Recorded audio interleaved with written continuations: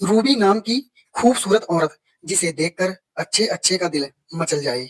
एक बाबा के घर में एक पूजा अनुष्ठान के लिए बैठी हुई थी। उसको उस बाबा ने बताया था कि रूबी, तुम्हें इस पूजा में पूर्ण नग्न अवस्था में बैठना है। बाबा के कहे अनुसार रूबी अपने सभी वस्त्र उतारकर बाबा के सामने पूर्ण नग्न अवस्था में बैठी हुई थी और सामने बैठा हुआ वह बाबा भी पूर्ण नग्न अवस्था में था। कुछ देर तक पूजा चलती रही और वह बाबा कुछ मंत्र अपने मुंह से बोलता रहा। लगभग आधे घंटे तक उसने यही सब किया। फिर उसने पास रखी हुई भभूत उठाई और रूबी के शरीर पर बड़े ही इत्मीनान के साथ मलने लगा। उसके बाद मैं अपनी जगह पर खड़ा होता है और रूबी के पीछे आकर खड़ा हो जाता है। फिर वह रूबी से बोला कि घुटनों के बल बैठ जाओ और माथे को जमीन से टच करके अग्नि को प्रणाम करो। जिस प्रकार से माथा टेका जाता है, रूबी उस तरह से सामने जल रहे हवन कुंड के सामने माथा टेकने लगी। तभी बाबा ने पीछे से कुछ ऐसा किया जिसकी वजह से रूबी की चीख निकल गई। उसकी आंखें बाहर निकलने को होती हैं।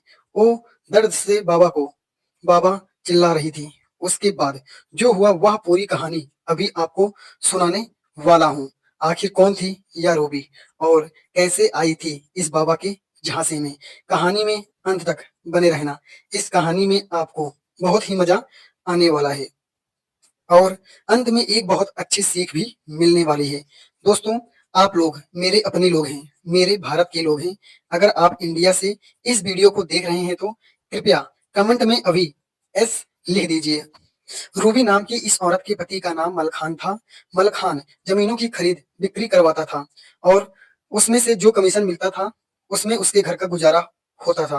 मलखान इसी काम में लाखों रुपए महीने का कमाता था और सब कुछ अच्छे से चल रहा था। रूबी और मलखान बहुत ही खुशहाल जिंदगी जी रहे थे। तभी अचानक से मलखान को बुखार आया और जब वह अस्पताल में जांच कराने पहुंचा तो डॉक्टर ने डेंगू बताया। धीरे धीरे उसकी प्लेटलेट्स गिरती गई और कुछ दिनों के भीतर ही उसकी मृत्यु हो गई। अब मलखान की मृत्यु के बाद रूबी की जिंदगी में मानो गमों का पहाड़ टूट पड़ा था। धीरे धीरे जो पैसे थे वह भी खत्म हो रहे थे। मलखान ने अपने परिवार को जो जिंदगी दी थी, अब वह ऐशो आराम के दिन खत्म हो चुके थे। रूबी पैसों के अभाव में काफी गरीबी में जीवन जी रही थी। रूबी ने सोच लिया था कि अब जिंदगी जीने के लिए कोई काम तो करना ही होगा। तो उसने एक प्राइवेट अस्पताल में नर्स की नौकरी पकड़ ली। वहां पर जो उसकी सैलरी थी उसमें उसका ठीक से गुजारा हो नहीं पा रहा था और रूबी इतनी पढ़ी लिखी भी नहीं थी कि वह कहीं अच्छी जगह नौकरी कर सके। रूबी शुरुआत से ही तंत्र मंत्र और जादू टोने इत्यादि में विश्वास रखती थी और अब अपनी गरीबी से परेशान होकर वह अपने मन में सोच चुकी थी कि शायद उसकी किस्मत ही खराब है और वह अकेले में बैठकर खुद को काफी कोसा करती थी। वह हमेशा सोचती थी कि उसके साथ ही ऐसा क्यों होता है। तभी उसे एक चमकू बाबा नाम के बाबा के बारे में पता चलता है। उसके सुनने में आता है कि बाबा बड़ा चमत्कारी है और किसी भी बड़ी बड़ी समस्या का समाधान चुटकियों में ही कर देता है। रूबी को भी उस बाबा में एक उम्मीद की किरण नजर आने लगी थी और उस बाबा का पता निकालते हुए रूबी उस बाबा के घर पर पहुंच जाती है और जब वह बाबा के घर पर पहुंचती है तो देखती है कि वहां पर सिर्फ और सिर्फ महिलाएं बैठी हुई थी और उस चमकू बाबा का एक सहायक जिसका नाम बीरेंद्र था वह भी मौजूद था। बाकी सभी महिलाएं अपनी अपनी समस्या बाबा को बता रही थी। बाबा ध्यान लगाते और सबको अलग अलग समाधान बताते और अगर किसी को तावीज या किसी और तंत्र की आवश्यकता है तो वह भी देते। उसके बाद वह महिलाएं चली जाती थी। फिर रूबी की बारी आई तो वह भी बाबा के सामने जाकर बैठ गई। बाबा उसे देखते ही समझ गए क्योंकि ना तो उसके माथे में सिंदूर लगा हुआ था और ना ही पैर में बिछिया पड़े हुए थे। अब बाबा समझ चुका था कि यह महिला जवानी में ही विधवा हो चुकी है। बाबा रूबी के बोलने से पहले ही ध्यान लगाता है और इधर उधर की आम सी बातें उसको बताता है जो कि आजकल किसी को भी बता दो तो वह घटनाक्रम उसके जीवन में हो ही रहा होता है और इस तरह की आम बातें अधिकतर लोगों पर सटीक बैठ ही जाती हैं। बाबा रूबी से बोला कि तुम बहुत कम उम्र में ही विधवा हो गई हो और तुम्हारा पति इस दुनिया को छोड़कर चला गया। वह तुम्हें बहुत प्यार किया करता था। उसके जाने के बाद तुम्हारी जिंदगी में उथल पुथल शुरू हो गई और तुम अब अपने जीवन से काफी परेशान हो। अब रूबी को ऐसा लगने लगा था कि बाबा को तो मेरे बिना कुछ बताई ही सब कुछ पता है। फिर बाबा बोला कि रूबी, तुम्हारे ग्रह नक्षत्र बहुत खराब चल रहे हैं, जिसकी वजह से तुम्हारे साथ ऐसा हो रहा है। इस पर रूबी ने कहा, बाबा कोई उपाय बताइए। तब बाबा ने कहा कि तुम आज घर जाओ, मैं इसका उपाय तुम्हें कल बताऊंगा। आज मैं तुम्हारे लिए एक पूजा करूंगा। अगले दिन रूबी फिर बाबा के घर पर पहुंच गई और जब उसकी बारी आई तो उसने बाबा से कहा कि आपने आज आने को कहा था और अब मेरी समस्या का कोई उपाय बताइए। तभी बाबा बोला, मैंने तुम्हारे लिए उपाय सोच लिया है, लेकिन उसके लिए एक बड़ी पूजा करनी होगी। रूबी कहने लगी, ठीक है बाबा, आप पूजा की तैयारी कीजिए। तभी बाबा बोला कि पहले पूरी बात सुनो। यह जो पूजा है यह 9 दिन की होगी, क्योंकि यह पूजा 9 ग्रहों को सिद्ध करने के लिए की जा रही है। मैं प्रत्येक दिन एक ग्रह को सिद्ध करूंगा और 9 दिन के बाद तुम्हारे सभी ग्रह शांत हो जाएंगे। फिर तुम्हारी जिंदगी बदल जाएगी और तुम्हारी जिंदगी से सभी समस्याओं का अंत हो जाएगा। इतना सुनकर रूबी बहुत खुश हो जाती है और कहती है कि ठीक है। फिर बाबा कहता है कि लेकिन एक समस्या और है। तो रूबी बोली, क्या समस्या है?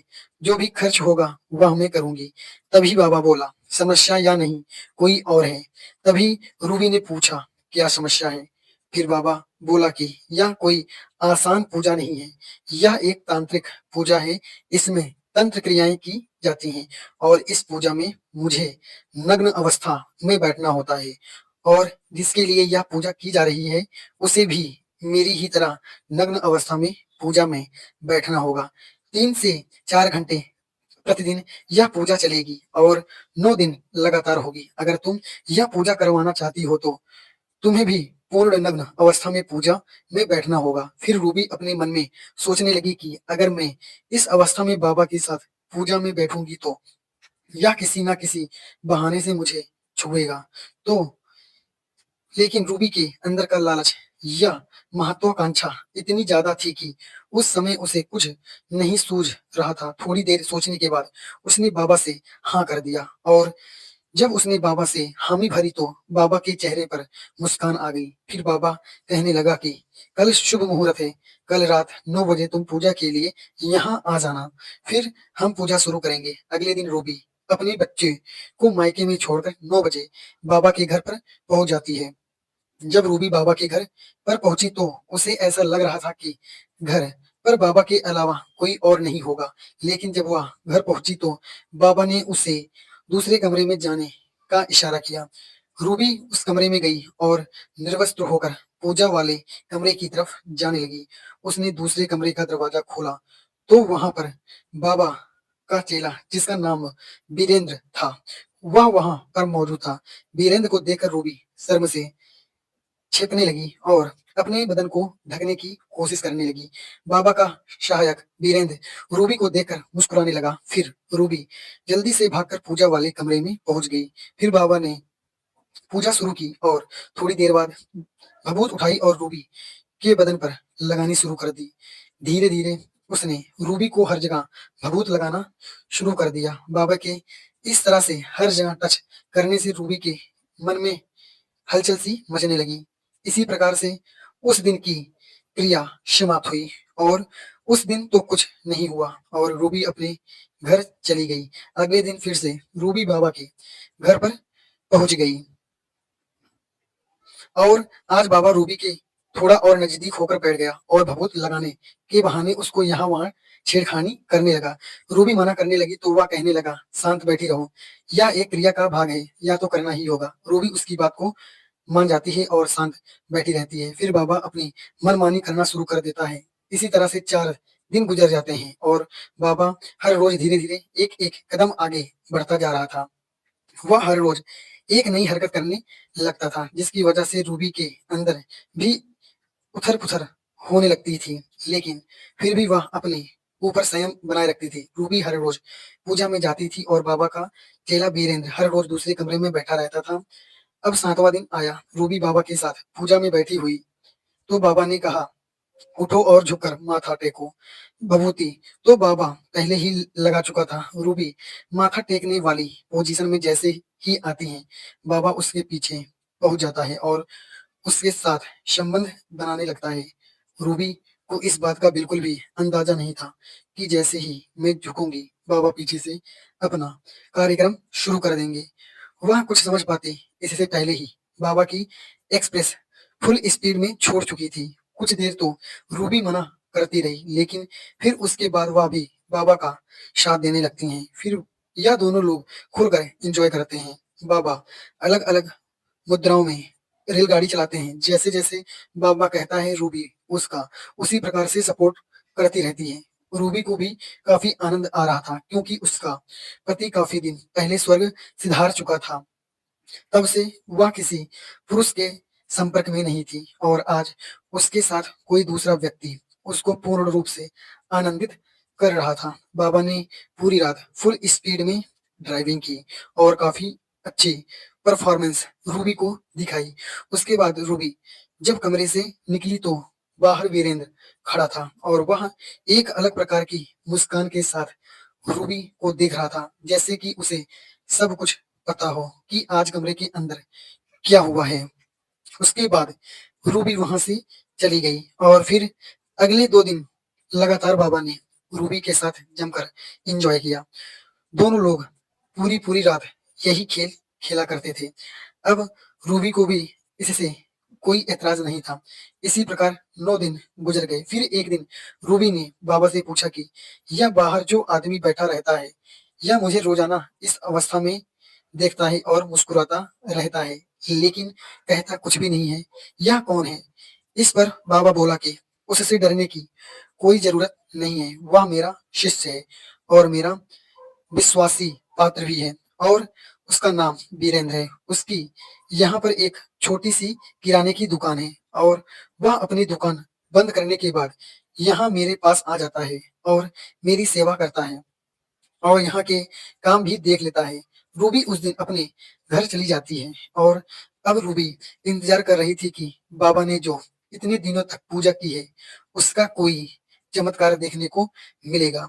तभी 2 दिन बाद शाम को वीरेंद्र रूबी के घर पर पहुंच जाता है। वीरेंद्र को देखकर रूबी चौंक जाती है और मन में सोचने लगती है कि यह यहाँ क्यों आया है। तभी वीरेंद्र बताने लगता है कि मैं बस यहाँ से गुजर रहा था तो सोचा आपसे मिलता चलूं। तभी रूबी उसे अंदर आने को कहती है और दोनों लोग बैठकर चाय नाश्ता करते हुए कुछ बातें करते रहते हैं। तभी वीरेंद्र रूबी से पूछने लगता है कि बाबा ने जो तांत्रिक पूजा किया था, उसका कोई असर हुआ? तभी रूबी ने कहा, नहीं, अभी तक तो कोई असर नहीं हुआ। तभी वह उठकर जाने लगता है और रूबी के हाथ में 500 के 2 नोट रख देता है। रूबी पूछने लगती है, यह क्या है? तो वह कहता है कि रखो, यह तुम्हारे बच्चे के लिए है। रूबी को पैसे देकर वह चला जाता है। रूबी समझ चुकी थी कि यह पैसे उसने बच्चे के लिए नहीं बल्कि उसकी माँ के लिए दिए हैं। रूबी भी समझ चुकी थी कि इस व्यक्ति की नजर कैसी है। अब यह वीरेंद्र हर दूसरे तीसरे दिन रूबी के घर पहुंच जाया करता था और रूबी से ऐसे ही इधर उधर की बातें करके जाते वक्त कभी 500 कभी 1000 रुपए देकर चला आता था। एक दिन वीरेंद्र रात में करीब 9 बजे रूबी के घर पहुंचता है और तब तक रूबी का बच्चा सो चुका था। इतनी रात में वीरेंद्र को घर में आता देख रूबी चौंक जाती है, लेकिन उससे कहती कुछ नहीं है क्योंकि वह जब भी आता था तो रूबी को कुछ ना कुछ पैसे देकर जाता था और रूबी को इस समय पैसों की जरूरत भी थी। वह बैठता है और रूबी उसके लिए चाय नाश्ता लगाती है। फिर रूबी उसे क्लियर पूछ ही लेती है कि तुम मुझे साफ साफ बता दो कि तुम्हारा यहाँ आने का इरादा क्या है। इस बात पर वीरेंद्र कहता है कि मैंने जब से तुम्हें देखा है तब से तुम मुझे पसंद आ गई हो और तुम्हारी बाबा के साथ सारी कलाएं मैं अच्छी तरह से जानता हूँ। मैंने तुम्हारी सभी कलाएं अपनी आंखों से देखा है। यह सुनकर रूबी चौंक जाती है। तभी वह वीरेंद्र से पूछती है कि यह सब तुम्हें कैसे पता? तो वीरेंद्र कहता है कि जब तुम बाबा के साथ कमरे में होती थी तो मैं खिड़की से झांक कर सब कुछ देखा करता था और मैंने तुम्हारा और बाबा का कार्यक्रम अपनी आंखों से देखा है और अब मैं भी तुम्हारे साथ वही सब चाहता हूँ। तभी वीरेंद्र बोला कि अगर कोई मर्द तुम्हारे पास बार बार आ रहा है और तुम्हारी छोटी छोटी जरूरत भी समझ रहा है तो उसके पीछे की मनसा तो तुम समझ ही सकती हो। वह बोला कि रूबी मैं तुम्हें बहुत पसंद करने लगा हूँ। रूबी भी अभी जवान थी, उसकी भी अपनी अंदरूनी इच्छाएं थी और वीरेंद्र उसकी मदद भी किया करता था और उसको इस समय पैसे की जरूरत भी थी। उसने सोचा कि यह आदमी हमेशा आर्थिक मदद करता है, इसके साथ रिश्ता बनाने से कोई दिक्कत नहीं है। थोड़ी देर दोनों लोग चुप बैठे रहे। फिर रूबी बोली कि अगर तुम सारी जिंदगी मेरा साथ दो तो मुझे कोई दिक्कत नहीं है। तभी वीरेंद्र बोला अगर तुम मुझसे सारे जीवन का साथ चाहती हो तो वह भी मैं देने को तैयार हूँ। वैसे भी मैं अकेला ही हूँ, मेरी पत्नी का स्वर्गवास हुए काफी समय हो चुका है और अब जब से मैंने तुम्हें देखा है तब से मेरे दिल को चैन नहीं है। इतना सुनकर रूबी अपनी जगह से उठी और वीरेंद्र के गोद में जाकर बैठ गई। फिर वह अपना रूप सौंदर्य दिखाकर वीरेंद्र को और ज्यादा मोहित कर लेती हैं। फिर उठकर कमरे में जाकर एक नजर अपने बच्चे पर डालकर आती हैं और जब देखती हैं कि बच्चा सो रहा है तो वीरेंद्र को लेकर दूसरे कमरे में चली जाती हैं और वहां जाने के बाद दोनों लोग एक दूसरे की दुनिया में खोने लगते हैं। धीरे धीरे दोनों लोग निर्वस्त हो जाते हैं और संबंध बनाने लगते हैं। आज रूबी को वीरेंद्र के साथ काफी अच्छा लग रहा था क्योंकि उसको ऐसा एहसास ना तो आज से पहले अपनी पति के साथ हुआ था और ना ही उस बाबा के साथ हुआ था, क्योंकि रूबी वीरेंद्र के साथ दिल से अटैच हो गई थी और वह वीरेंद्र का खुलकर साथ दे रही थी। अब यही सब चलते चलते 4 से 5 महीने गुजर चुके थे। वीरेंद्र हर रोज रूबी के घर आया करता था और पैसों से रूबी की भरपूर मदद किया करता था। फिर एक दिन वीरेंद्र को पता लगा कि रूबी बीच बीच में चमकू बाबा के पास भी जाती है। अब वीरेंद्र को इस बात से एतराज होने लगा था। उसको रूबी का बाबा से मिलना बिल्कुल ही पसंद नहीं था। उसने रूबी से बाबा से मिलने के लिए मना किया। वह बोला कि तुम बाबा के पास मत जाया करो। वीरेंद्र ने कहा कि उस समय तो मेरा तुम्हारा कोई रिश्ता नहीं था, लेकिन अब तो मैं तुम्हारे साथ हूँ और वह कोई बाबा नहीं है, वह एक ढोंगी है। उसे कुछ नहीं आता है। वह इसी तरीके से मजबूर महिलाओं का इस्तेमाल करता है, उन्हें बेवकूफ बनाकर उनके साथ यही सब कार्य करता है। उसके किए हुए किसी भी काम से तुम्हें कोई भी फायदा नहीं होने वाला है। लेकिन बाबा ने ना जाने ऐसा कौन सा जादू किया था कि रूबी अपने आप को बाबा के पास जाने से रोक नहीं पाती थी और वह वीरेंद्र से छिपकर बाबा से जाकर मिला करती थी और बाबा के साथ भी वह संबंध बनाया करती थी। वीरेंद्र बाबा की सारी सच्चाई जानता था, इसलिए वह रूबी को उसके पास जाने से मना करता था। फिर करवा चौथ का दिन आया। रूबी विधवा थी, लेकिन तब भी उसने व्रत रखा और शाम को तैयार होकर घर से अपनी माँ के पास पहुंची। वहां पर अपने बच्चे को छोड़ा और माँ से थोड़ी देर में वापस आने को कहकर चली गई। पूरी रात गुजर गई, रूबी घर नहीं आई। सुबह होने पर भी जब रूबी घर नहीं पहुंची तो उसकी माँ ने उसकी तलाश करनी शुरू की। जब वह नहीं मिली तब उसकी माँ ने पुलिस थाने में जाकर रूबी की गुमशुदगी की कंप्लेंट की। कंप्लेंट दर्ज होने के बाद पुलिस ने रूबी की तलाश शुरू कर दी, लेकिन रूबी का कहीं कुछ पता नहीं लग रहा था। फिर पुलिस को जानकारी मिली कि रूबी चमकू बाबा के घर जाया करती थी। अब वह कल रात घर से चमकू बाबा के घर जाने की बात कहकर ही निकली थी। पुलिस बाबा को थाने लेकर आती है। बाबा पुलिस से साफ मना कर देता है कि रूबी कल रात उसके पास आई ही नहीं थी। पुलिस के पास चमकू बाबा के खिलाफ अभी कोई पुख्ता सबूत नहीं था, इसलिए चमकू बाबा को छोड़ दिया जाता है। मामले को 6 महीने का समय बीत चुका था, लेकिन रूबी का अभी तक कुछ भी पता नहीं चला था। धीरे धीरे यह मामला ठंडा पड़ने लगा था, लेकिन रूबी की माँ लगातार अपनी बेटी की तलाश में थी। फिर धीरे धीरे यह मामला मीडिया के पास पहुंच जाता है और मीडिया इस मामले को बढ़ा देता है। धीरे धीरे यह मामला इतना बड़ा हो जाता है कि पुलिस प्रशासन को प्रेशर पड़ने लगता है और यह केस फिर से रीओपन हो जाता है। फिर से चंपू बाबा को गिरफ्त में लिया जाता है और इस बार चंपू बाबा से सख्ती से पूछताछ की जाती है। फिर चंपू बाबा अपने चेले बीरेंद्र और रूबी के संबंध के बारे में खुलासा करता है। चंपू बाबा के बयान पर बीरेंद्र को भी बुलाया जाता है। बीरेंद्र से भी पूछताछ की जाती है। उस समय बीरेंद्र रूबी के साथ संबंध को तो कबूल लेता है, लेकिन उसके गायब होने के मामले से उसका कोई संबंध ना होने की बात कहता है। अब चंपू बाबा भी यही कह रहा था और बीरेंद्र भी यही कह रहा था। पुलिस अब 6 माह के बाद रूबी और उसके साथ कांटेक्ट में रहने वाले सभी लोगों की कॉल डिटेल निकालती है। तब चंपू बाबा से तो कम, लेकिन बीरेंद्र से लगातार घंटे घंटे तक बात होना उसकी कॉल डिटेल में पाया जाता है। और जिस दिन रूबी गायब हुई थी उस दिन भी लास्ट कॉल बीरेंद्र का ही था। अब बीरेंद्र पुलिस की नजरों में प्राइम सस्पेक्ट था। बीरेंद्र को हिरासत में लेकर जब सख्ती से पूछताछ की जाती है तो बीरेंद्र अपना मुंह खोलने लगता है। उसके बाद जो कहानी वह बताता है वह इस प्रकार से सामने आती है। बीरेंद्र बार बार रूबी से चंपू बाबा से मिलने को मना किया करता था, लेकिन रूबी उसकी बात नहीं मानती थी और वह बार बार रूबी शादी का दावा बन रहा था।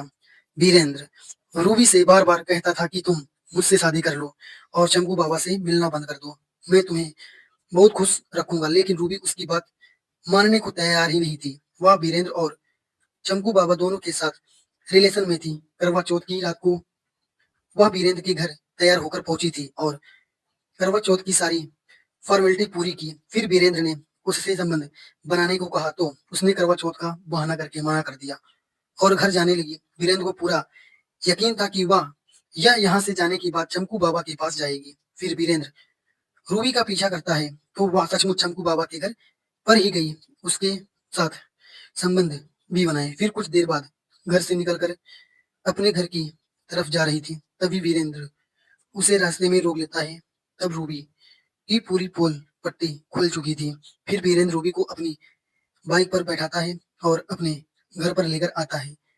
फिर उन दोनों के बीच लड़ाई झगड़ा होता है। बात इतनी बढ़ जाती है कि वीरेंद्र रूबी की गला दबाकर वहीं पर हत्या कर देता है और अपने ही आंगन में गड्ढा खोदकर रूबी की लाश को वहीं पर दफना देता है। उसकी बताए अनुसार जब घर में खुदाई की जाती है तो वहां पर रूबी का कंकाल बरामद होता है और उसका जब डीएनए मैच कराया जाता है तो पूर्ण रूप से वह डीएनए उसकी मां के साथ मैच हो जाता है। इस प्रकार से यह पूरा केस खुलकर सामने आता है। फिर वीरेंद्र पर विभिन्न धाराओं के तहत मुकदमा चलाया जाता है, उसे न्यायालय में पेश किया जाता है और फिर उसको जेल भेज दिया जाता है। दोस्तों, आप और इस हम इंडियन लोग हैं, किसी भी कहानी को देखते ही समझ जाते हैं कि इसमें गलती किसकी रही होगी। इस पूरे घटनाक्रम में आपको किसकी गलती लगी, अपनी राय कमेंट में जरूर दीजिएगा। मैं आपकी राय की प्रतीक्षा करूंगी। कहानी हमें सीख देती है कि लालच में आकर किसी भी प्रकार का गलत कदम उठाना अपने लिए खुद ही एक नई मुसीबत पैदा करने के समान है। इसलिए कुछ भी करने से पहले अपने विवेक से काम लेना चाहिए। हम इस प्रकार की कहानी इसलिए लेकर आते हैं ताकि इस प्रकार के मुद्दों के बारे में सभी लोग जान सकें और अपने अपने घर व परिवार में सतर्क सावधान रहें, सुरक्षित रहें। दोस्तों, इस कहानी को सुनाने का उद्देश्य किसी के दिल को ठेस पहुंचाना नहीं है, किसी की भावनाओं को ठेस पहुंचाना नहीं है, किसी भी प्रकार की अनैतिकता या अश्लीलता को बढ़ावा देना नहीं है। इस कहानी का उद्देश्य समाज में हो रही इस प्रकार के मुद्दों के प्रति जागरूकता लाना है। दोस्तों, इस दुनिया में विभिन्न प्रकार के साधु और बाबा हैं। कुछ साधु ऐसे हैं जिनके सिर्फ चरणों की धूल मिल जाए तो जीवन का उद्धार हो जाए, लेकिन उनकी आड़ में कुछ गलत लोग भी इस प्रकार का पाखंड समाज में फैला रहे हैं। ऐसे लोगों से बचकर रहें, हमेशा सावधान रहें, सतर्क रहें। अपने अपने बच्चों व परिवार की महिलाओं को ऐसे लोगों से बचा कर रखें। बस इसी उद्देश्य से ही यह वीडियो बनाया गया है, ताकि जागरूकता आ सके और लोग ऐसे मुद्दों के बारे में सोच विकसित कर सकें। धन्यवाद।